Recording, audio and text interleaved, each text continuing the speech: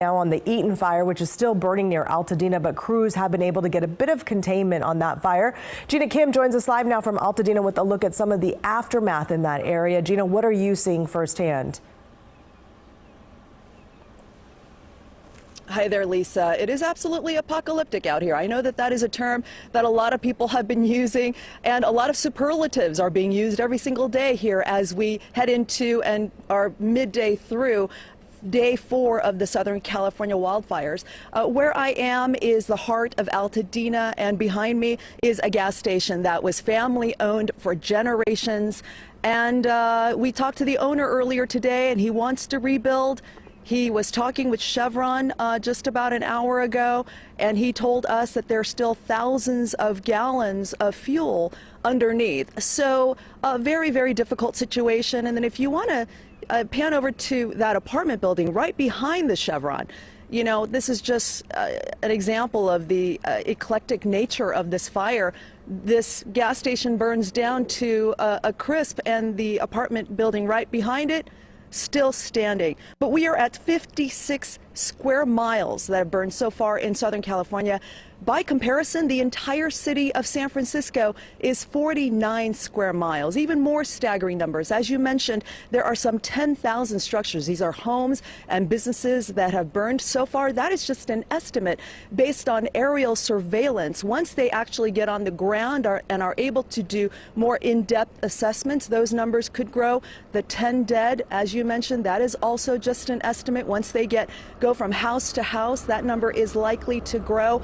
And we are expected to have even more Santa Ana wind conditions next week. Yeah, and that's a troubling thought, considering we just saw another little fire pop up. Gina, so many things have happened this week in terms of evacuations, people trying to get out of the path of danger. We've also heard that companies like Airbnb are offering, you know, free stays for people. What have you seen, in your opinion, of people evacuating and people trying to find new places to live? Because it looks like, you know, ghost town behind you. Where is everybody? How's that going?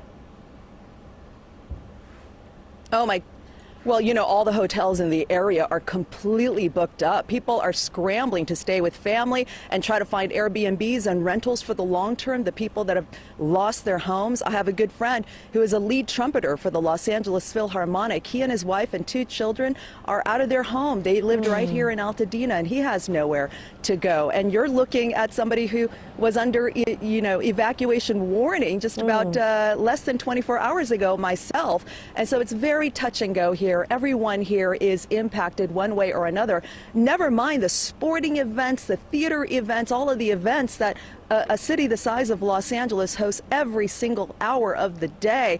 All of those are on hold, as are we during this week. Well, and now the shock is kind of, you know, worn off from what's happening. What would you say are the emotions that, you know, the residents there are feeling as you talk to people?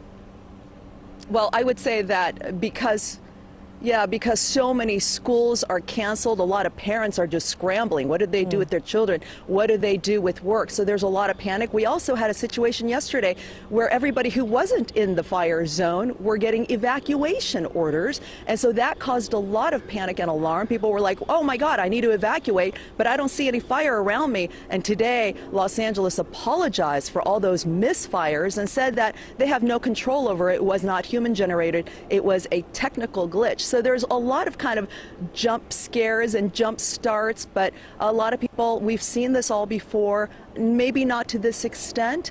And so we're a little bit used to something like this, which is in and of itself a little bit of a sad commentary, isn't it, Lisa? It really is. And, you know, as a lifelong Californian, I could relate with that. You know, we have our share of fires here in Northern California. We're also just looking at video of not just homes burned down, but the Berkshire Hathaway office looks like it was also destroyed.